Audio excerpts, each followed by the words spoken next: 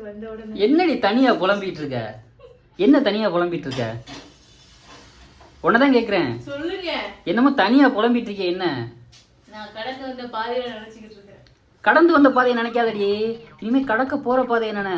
அப்படி என்ன நீ கடந்து வந்த பாதை சொல்லு. கடந்து வந்த பாதைய நீங்க சொல்றது சரிதான், அதை நினைக்க வேணாம் தான். நினைக்காம இருந்தாலும் அதை என்னால மறக்கவே முடியல. யோசிக்க கூடாது நினைப்பேன். ஆனா அது வந்து என் மனசுல வந்து ரொம்ப ஆழமா பதிஞ்ச விஷயங்கள் அதுதான். சரி, இங்கிட்டு திரும்பி சொல்லு. அப்படி என்னதான் கடந்து வந்த பாதை? கல்யாணம் ஆன புதுசுல என்னை எங்க வீட்டுக்கு கூட்டு போறீங்களா, அந்த நாள் என்னால மறக்கவே முடியுதுல்ல. சரி, ஓகே, நன்றி, வணக்கம். நான் அப்புறம் மீட் பண்றேன். என்னன்னு கேட்டு போங்க. ஹெட்லைன்லயே தெரிஞ்சு போச்சு என்ன சொல்ல வரேன்னு.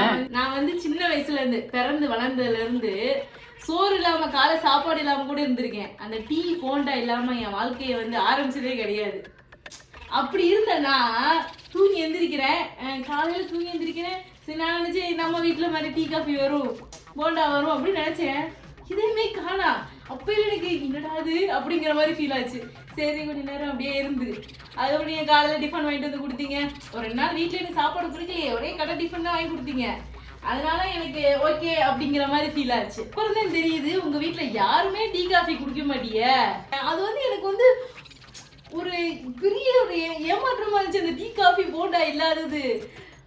அப்படி ஒரு என்னால அதை வந்து ஏத்துக்கவே முடியல. எப்படா பிறந்ததுல இருந்து டீ காஃபி குடிச்சிட்டு வந்துட்டோமே, முக்கியமா அந்த போண்டா டீ அதுதான் வாழ்க்கைன்னு ஆயிப்போச்சு.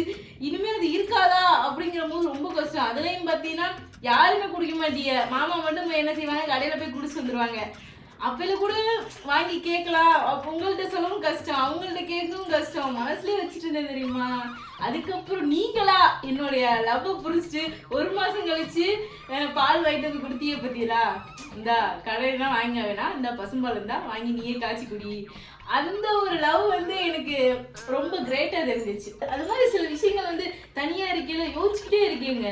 எல்லா விஷயத்தையும் யோசிக்க மாட்டேன்.